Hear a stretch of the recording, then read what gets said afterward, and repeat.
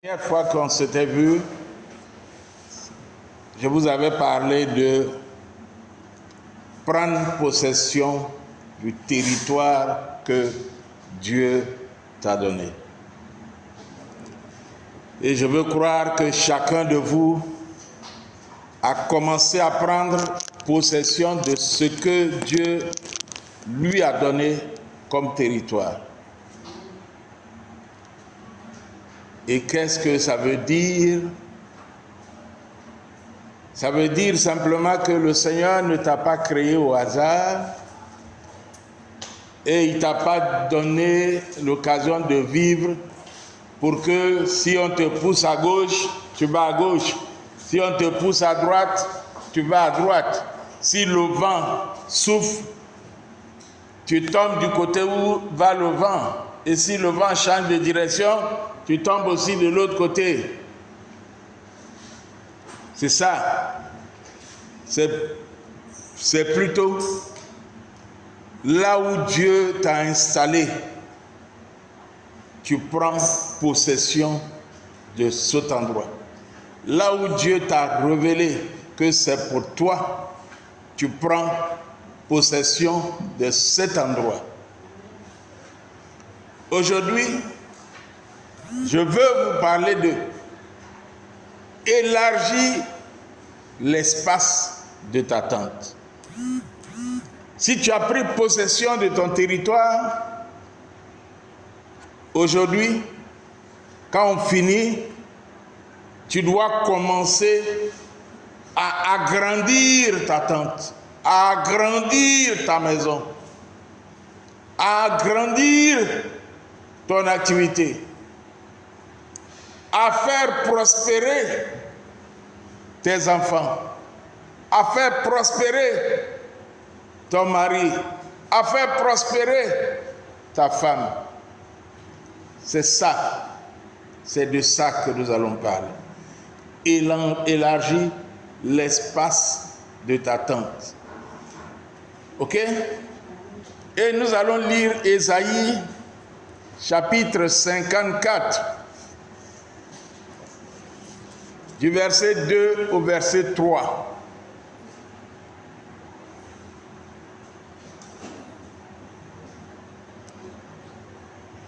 Le passage nous dit ceci: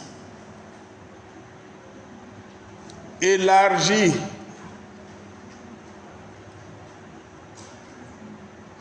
si vous avez trouvé, élargis l'espace de ta tente. Quand on déploie les couvertures de ta demeure, ne retiens pas, allonge tes cordages et affermis tes pieux, car tu te répandras à droite et à gauche. Ta postérité envahira des nations et peuplera les villes désertes.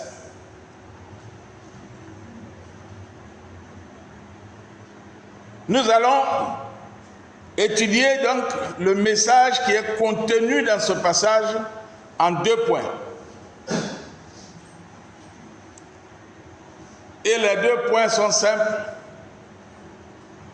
Le thème étant élargis l'espace de ta tente. Le premier point c'est: qu'est-ce que tu fais aujourd'hui pour élargir l'espace de ta tente? Et le deuxième point c'est: quel futur tu donnes à ta tente? Quel futur tu donnes à ta maison? Ok? Donc, on voit le premier point. Élargis l'espace de ta tente. Mais comment? Le premier point, c'est que tu dois avoir une vision. Tu dois avoir une vision. Et avoir une vision, c'est quoi? C'est répondre à la question, où est-ce que je vais?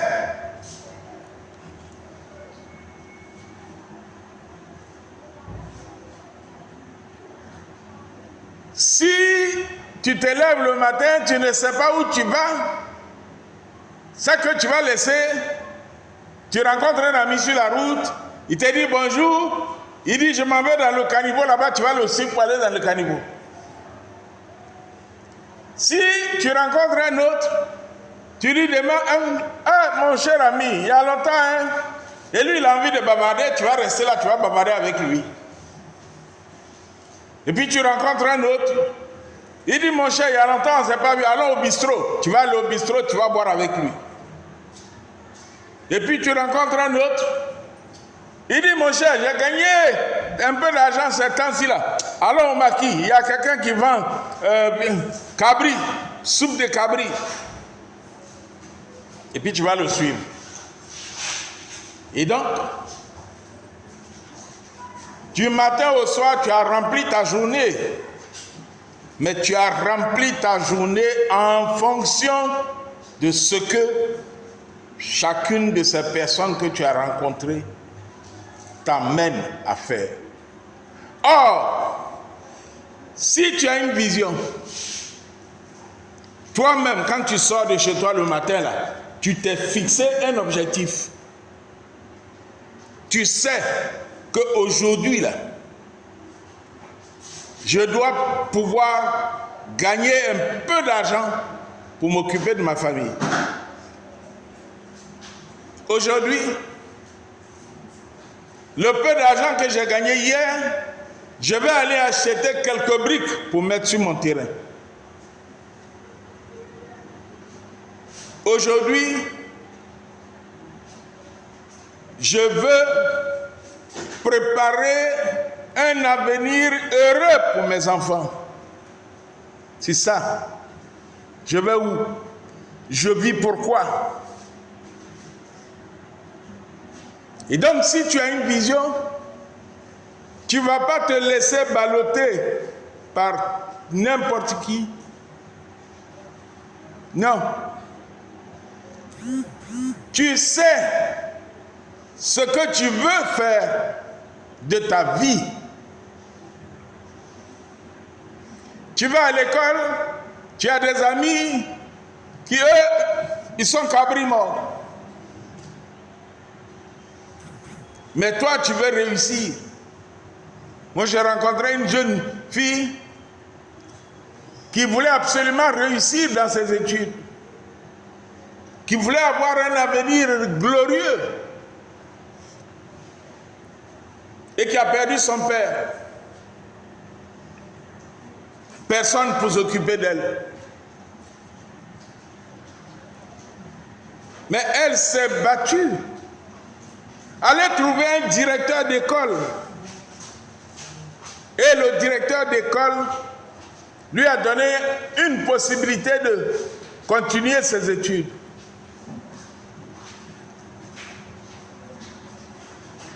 Et elle a pu finir et avoir son diplôme. Voilà quelqu'un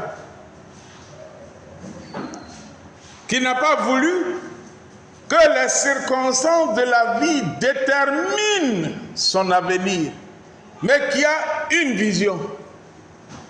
Alors toi, quelle est ta vision? Tu vas où? Tu veux arriver où? Il y en a qui vont à l'école, on leur demande, ah, mon cher, quel est ton avenir? Quelle est ton ambition? Et si j'ai eu mon CEP, vraiment, j'ai dit Dieu merci, je suis arrivé. Mais il y en a, si tu les vois, ils vont te dire, moi je vais aller jusqu'à avoir doctorat. Moi, c'était mon cas. Et il y en a qui vont te dire, si Dieu me fait grâce que j'ai eu ma licence, je peux considérer que j'ai réussi, je vais commencer à chercher du travail.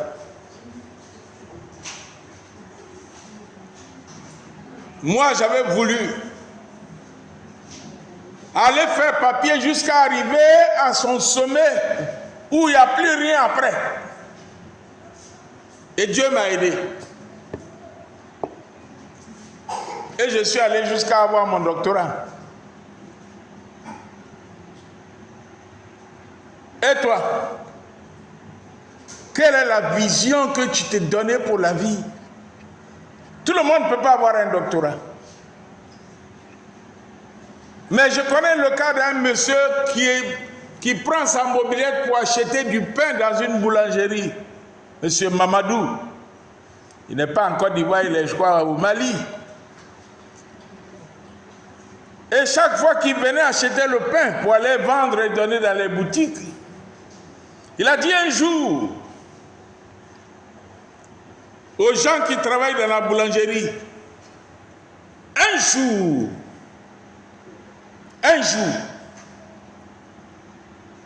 moi je vais vous livrer la farine que vous prenez pour fabriquer votre pain.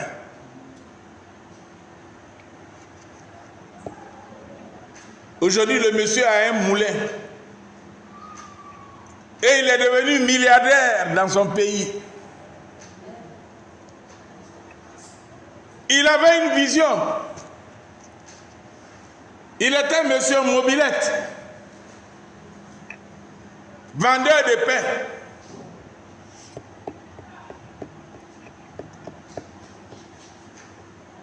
Et toi, c'est quoi ta vision? Tu veux arriver où?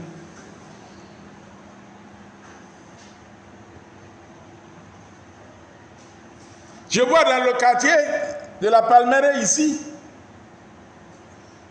des femmes Yoruba qui, quand vous les voyez au début, elles ont une petite table.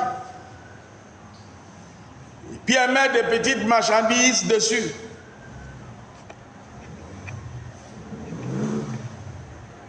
Quand je les vois, je sais par expérience aujourd'hui que la petite table là deviendra une boutique.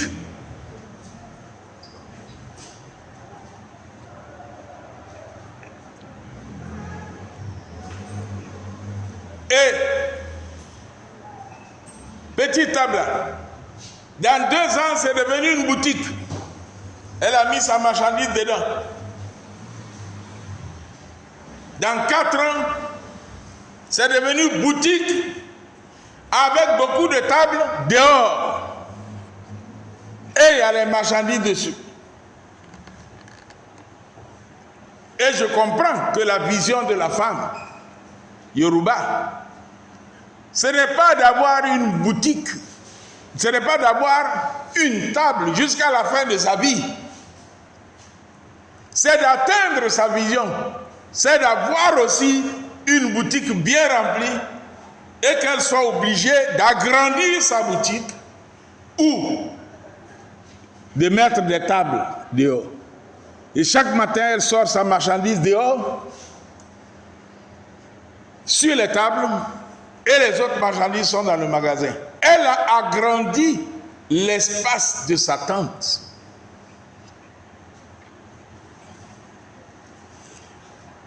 J'étais à Jacquesville hier et j'ai vu un supermarché. Bam, c'est écrit dessus supermarché. J'étais avec ma femme. C'était pas hier même. Mais j'y étais encore hier, mais c'était pas hier qu'on a fait la remarque. C'est écrit dessus supermarché. Et on rentre dedans. Ce sont des gens clairs qui sont dedans. À votre avis, c'est qui est dedans? Non. Libanais, on sait qu'eux, ils font supermarché. Ce sont des Mauritaniens.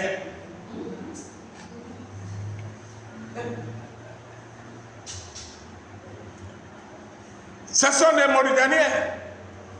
Nous tous, on connaît boutique des Mauritaniens. Mais aujourd'hui, les Mauritaniens ont élargi leur cordage, l'espace de leur tente.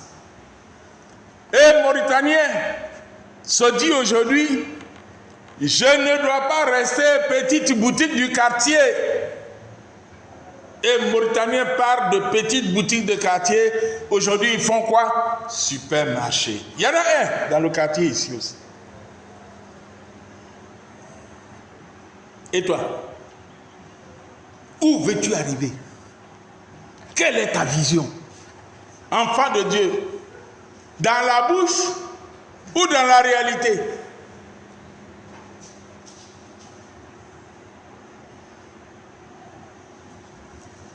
Il y a beaucoup de gens qui, là où ils sont contents. Le petit coin où ils sont là, vraiment, Dieu soit loué, et ils sont contents. Moi, je ne suis pas content de ma situation. Je veux grandir. Il y en a, elles font tresse. Si elles gagnent leur 5 000 à la fin de la journée, elles sont contentes. Moi, si je fais la tresse, je veux faire tresse. Mais en même temps que je fais tresse, je pense à l'avenir, je veux agrandir l'espace de mon cordage, de ma tente. Je veux pouvoir, de la tresse, devenir vendeuse de mèches. De ma tresse, je veux devenir importatrice de mèches.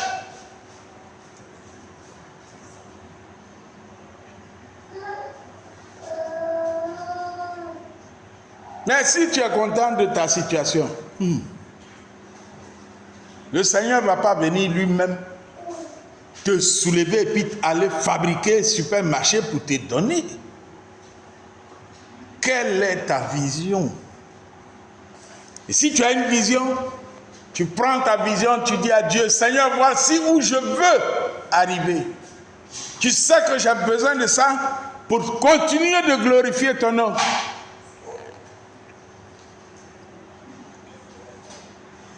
Le deuxième élément de ce que tu dois faire aujourd'hui, c'est te fixer un objectif.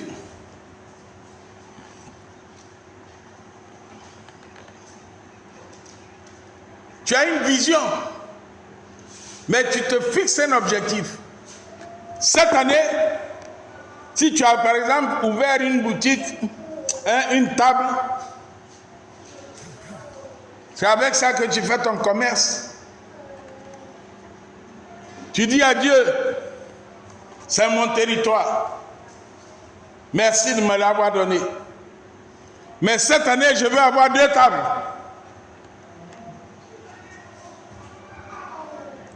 Si tu es vendeuse d'un locaux, mais tu ne commences ton travail qu'à 16 heures, tu dis à Dieu, Seigneur, je veux avoir une bonne santé, je veux avoir la force, je veux avoir l'argent, pour que le matin je fasse attaquer poisson. Et puis je commence mon locaux à 16 heures. Tu vas gagner l'argent du matin et tu vas gagner l'argent du soir.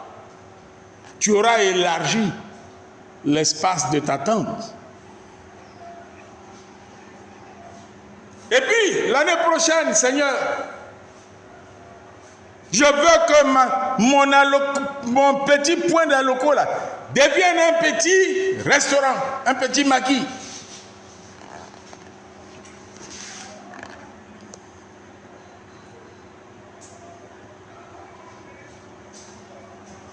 Élargis l'espace de ta tente. Le troisième point, c'est qu'il faut que tu élabores une stratégie.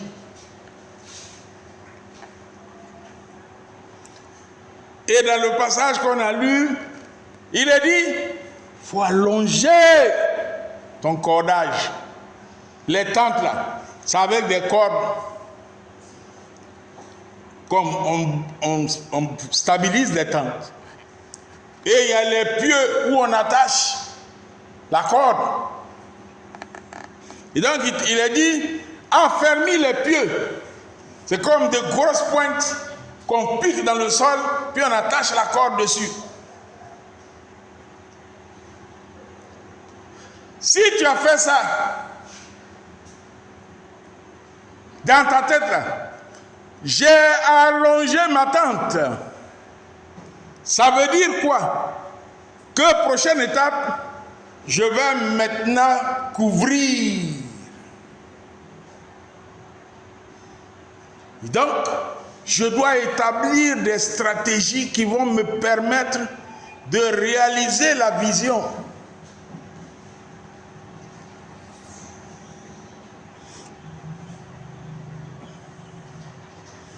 Alors, il y a des gens qui pensent que le seul domaine où il faut élargir sa tente, c'est augmenter le nombre d'enfants qu'on a.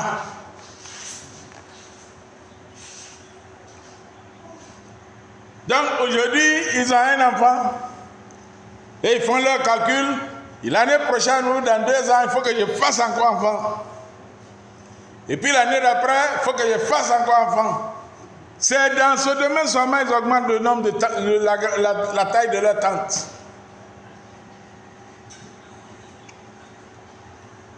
Il y en a aussi qui pensent que augmenter l'espace de leur tente, c'est avoir beaucoup d'activités, beaucoup d'argent. C'est pas ça seulement. Quand tu as mis ta confiance en l'Éternel, quand tu as accepté Jésus comme ton sauveur personnel, il dit, je souhaite que tu prospères à tous égards. Donc au plan spirituel aussi, il faut que tu prospères.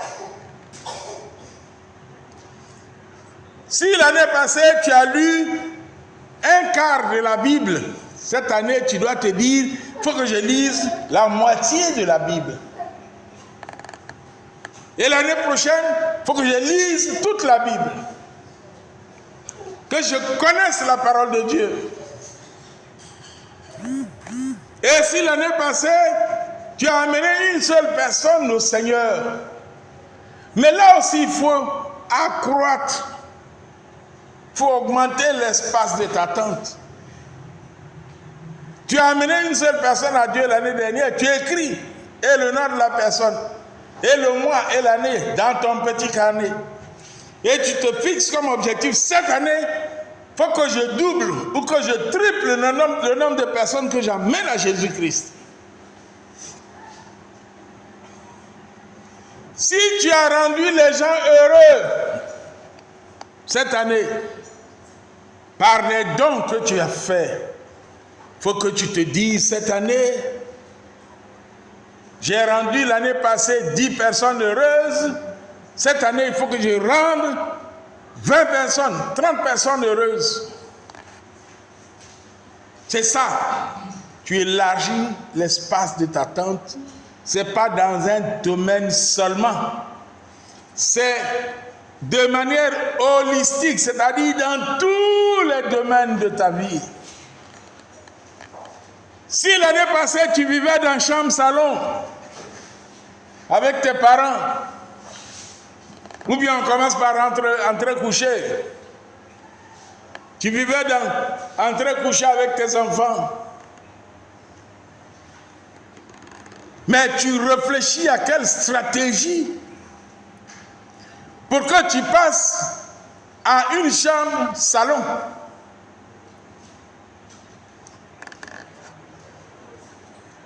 Et puis après, comment je fais pour passer à 2 chambres-salon?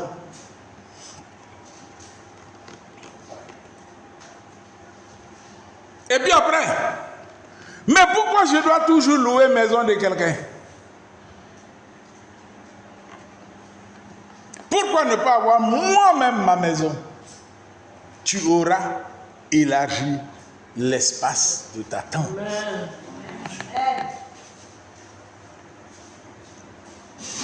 Donc mes chers amis, chers frères, chères sœurs, fixez-vous une stratégie. Si vous avez une vision, fixez-vous un objectif et puis réfléchissez à quelle stratégie pour atteindre l'objectif.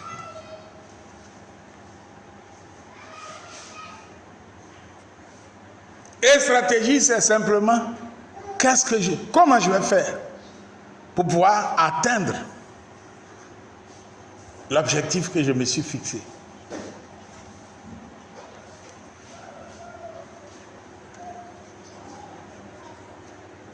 Comment comment je dois me comporter, comment je dois orienter ma prière.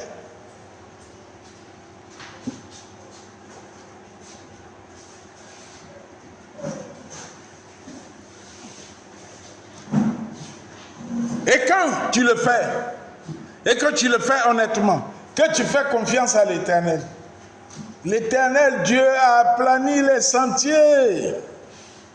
Amen. La suite du verset qu'on a lu dit ne crains pas, car tu ne seras pas confus. Ne rougis pas, car tu ne seras pas déshonoré. Mais tu oublieras la honte de ta jeunesse. Et tu ne te souviendras plus de l'opprobre de ton veuvage. Ça veut dire quoi? Quand Dieu t'aura béni parce que tu lui as fait confiance, parce que tu lui as présenté ta vision, parce que tu lui as présenté ton objectif, parce que tu lui as demandé de te donner l'intelligence pour élaborer une bonne stratégie. Toi qui dormais dans la cabane, maintenant tu vis dans une grosse villa, tu ne vas même plus te souvenir que tu dormais dans la cabane.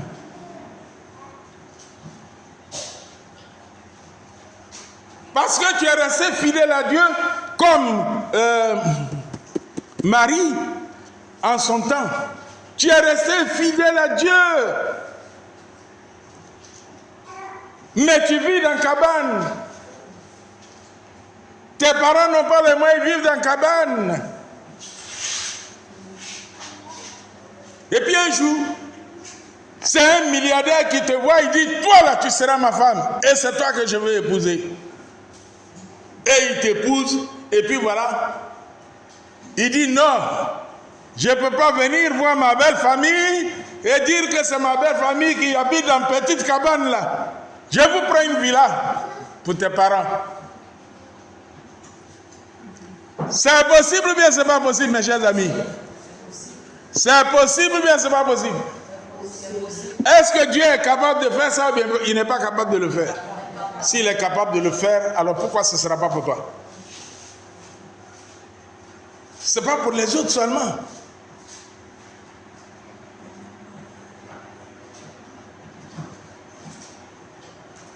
Mais c'est dans ça comment tu élabores ta stratégie. Et dans ta stratégie, tu peux dire, Seigneur, je veux te rester fidèle.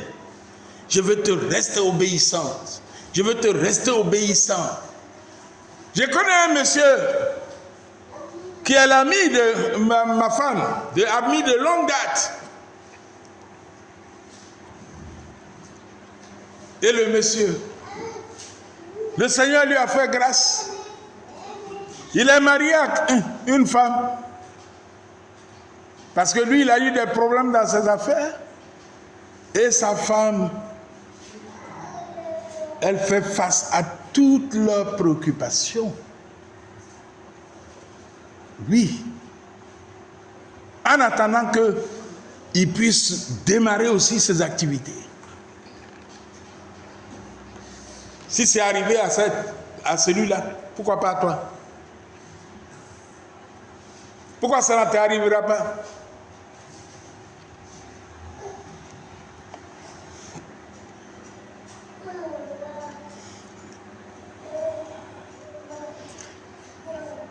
Le deuxième point,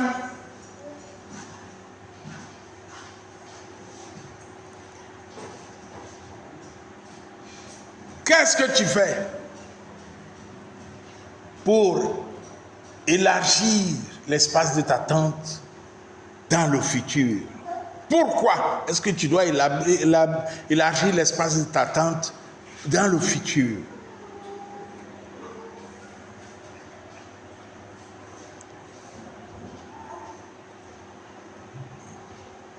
Le verset 3 dit, non, avant le verset 3, vers la fin du verset 2, il dit, allonge tes cordages et affermis tes pieds. Car, verset 3, tu te répandras à droite et tu te répandras à gauche. Non, ça me fait plaisir quand je lis ça. Et je suis tenté de dire, tu te répandras devant et tu te répandras derrière. Et ça veut dire que tu vas grandir à gauche, à droite, devant, derrière.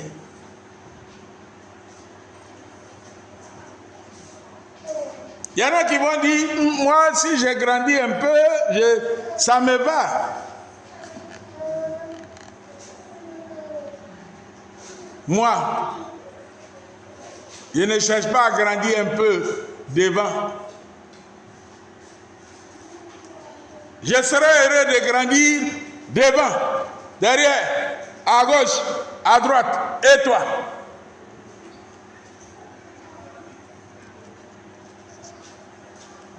Tu veux agrandir devant seulement? Tu veux agrandir devant seulement, n'est-ce pas?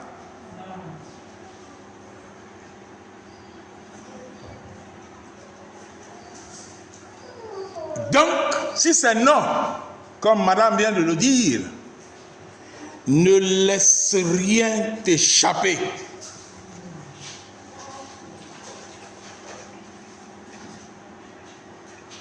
Est-ce que vous m'entendez? Ne laissez rien vous échapper.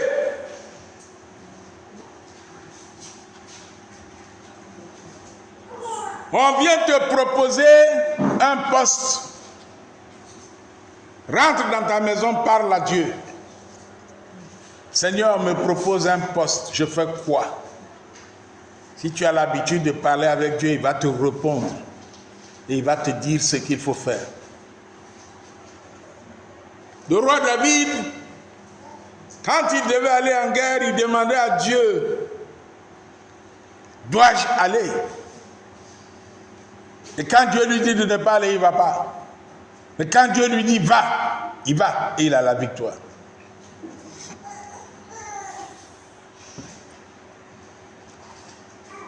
Le deuxième élément, tu dois préparer un avenir glorieux pour tes enfants. Et donc, quand tu élargis l'espace de ta tente, tu penses en même temps. Tu dois avoir en tête ta famille.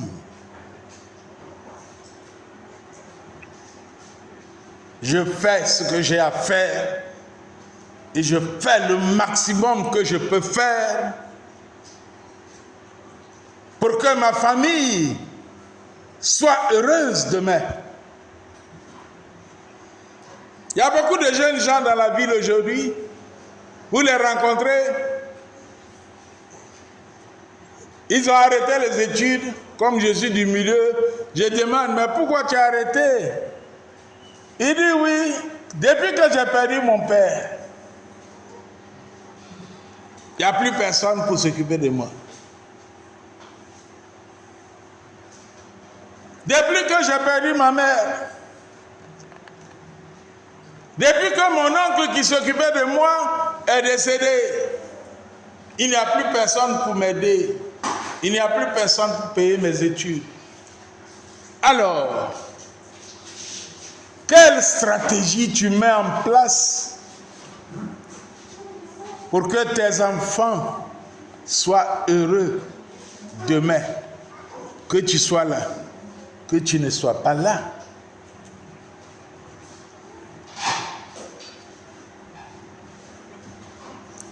Est-ce que tu veux que chaque jour tes enfants viennent te demander, papa, donne-moi l'argent, j'ai payé taxi. Papa, donne-moi l'argent, j'ai payé école. Papa, donne-moi l'argent, j'ai fait ceci. Papa, donne-moi l'argent, j'ai fait cela. Tu peux le faire quand ils sont tout petits. Mais arrivé à un certain moment, il faut leur apprendre aussi à générer l'argent. Mes enfants étaient au collège, quand j'ai acheté un paquet de biscuits, je leur donne. J'ai dit, va vendre à tes camarades. Au début, elle vend sans chercher à savoir s'il y a bénéfice, s'il n'y a pas bénéfice. Elle vend, elle me dit, j'ai fini de vendre, je donne encore. Et puis arrivé à un moment, je leur dis, tu sais combien j'achète le paquet de biscuits? Parce qu'il y a quelqu'un qui avait proposé à un prix qui est en dessous du prix d'achat. J'ai dit, tu sais combien j'ai acheté? Elle dit, elle ne sait pas. C'est sur quelle base tu as fixé ton prix?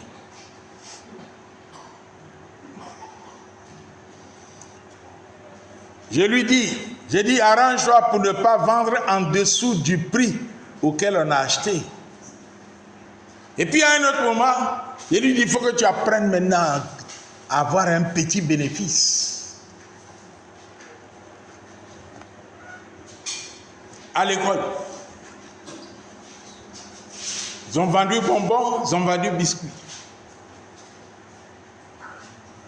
Aujourd'hui, ils sont grands tous. Et chacun génère un peu d'argent, chacun a une activité. Même quand ils sont salariés, ils génèrent un peu d'argent. Ma femme est là, elle est témoin. C'est ça. Si moi je ne suis plus là demain, ils ne vont pas dire, depuis que papa n'est plus là, non. Ils ont appris à générer ce dont ils ont besoin. Ça ne m'empêche pas de continuer de leur donner ce que je peux. C'est ça. Ta postérité envahira la nation et peuplera les villes désertes.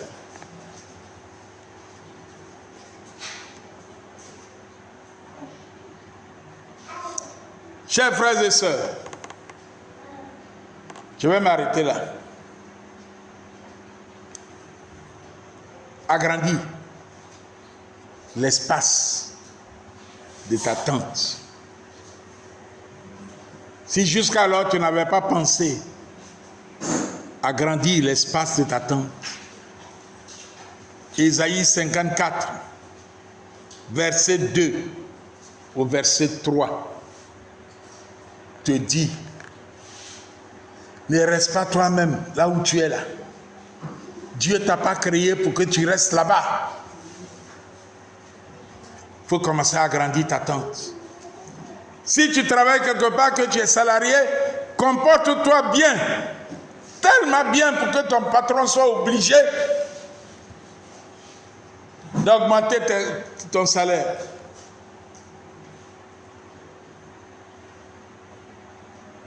J'ai un employé qui est chez moi depuis 30 ans, peut-être même plus. Il est venu ouvrier. Il se comporte tellement bien et il est honnête. Hier, on est partis ensemble pour aller lui montrer le terrain qu'on a acheté pour lui, cadeau.